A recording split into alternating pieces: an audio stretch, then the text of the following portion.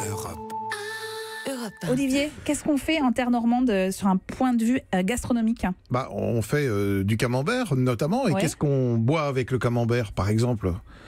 Du cidre. Eh bien oui, parce qu'on oublie le vin rouge Vous êtes sur le sympa, Vincent camembert. Delerme, parce que moi j'aurais dit un verre de vin rouge. Non, on oublie le vin rouge avec le camembert. Non, ça, Franchement, c'est pas très terrible. surfait. Ce qui est très très bon avec le camembert, c'est du cidre.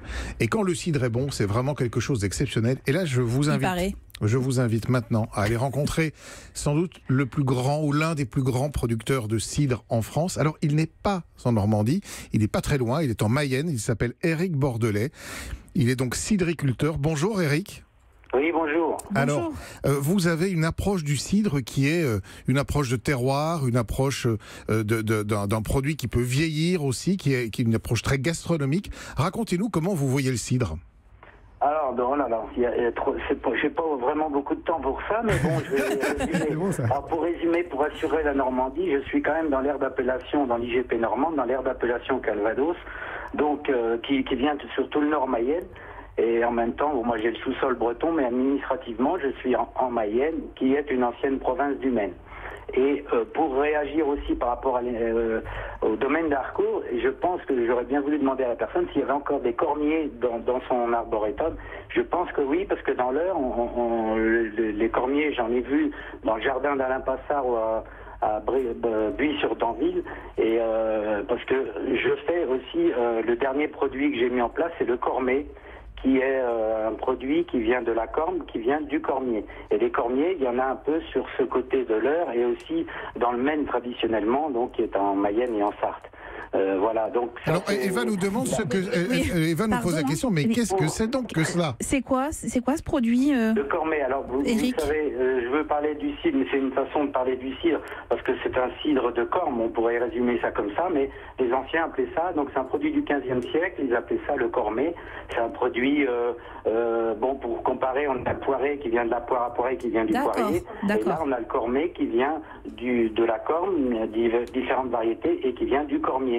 D'accord. Et voilà. Donc c'est, on va dire, un produit quand même sud-Normandie et un petit peu en Bretagne. Et gustativement, ça ressemble à quoi? Gustativement, ça ressemble, je vais être tout simple, ça ressemble à la corme. Si vous avez jamais eu dans un endroit confiné quelques cormes, pour avoir voilà, c'est la corme. Alors, les cases, pour les gens, la majeure partie des gens n'est pas ouverte. Donc il faut juste enregistrer ouvrir ces cases-là aromatiques de la corme. Je peux pas vous dire autre chose. La poire, ça sent la poire. La pomme, ça sent la pomme. La corme, ça sent la corme. C'est un rosacé, donc c'est un rosacé, tout simplement. On va venir le boire chez vous. Donc ça pourrait être sur certains fromages normands, ça pourrait coller, mais là, pour le cidre, pour revenir sur le cidre avec le camembert, c'est la chose la plus simple, mais dans la vie, les choses les plus simples, c'est les plus difficiles à réaliser, mais il faut quand même avoir le cidre idéal et le fromage aussi. Et qu'est-ce qui fait la qualité d'un bon cidre en quelques mots? Oula, le terroir, c'est une grande évidence pour moi. J'ai un peu de déformation œnologique qui fait aussi ma différence. Je suis pas forcément le plus grand ou le meilleur. C'est ma différence, elle est là. C'est ce parcours dans la gastronomie d'abord. Avec Alain Passard. Vous avez été sommelier chez Alain Passard. Voilà, c'est ça. L'œnologie ensuite que j'ai appris à l'école. J'ai fini sommelier, mais j'ai quand même fait un petit peu de théorie. Et puis après, je me suis intéressé au cidre.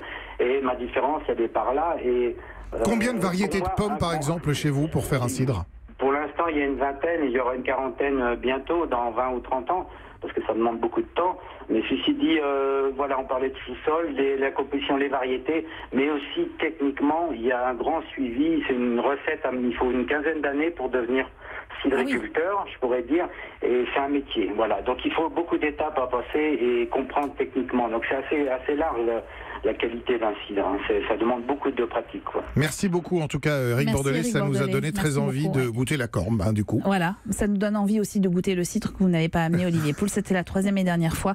Vincent Delerme, est-ce que vous en buvez souvent du cidre? Tout le temps. C'est vrai? Non, c'est de temps en temps, ouais. Mais j'aime bien le poiré, c'est bon aussi, effectivement.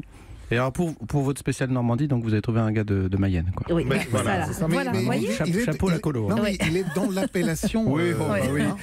Il s'appelle Bordelais. Il nous a vendu un truc un peu breton. Cormet.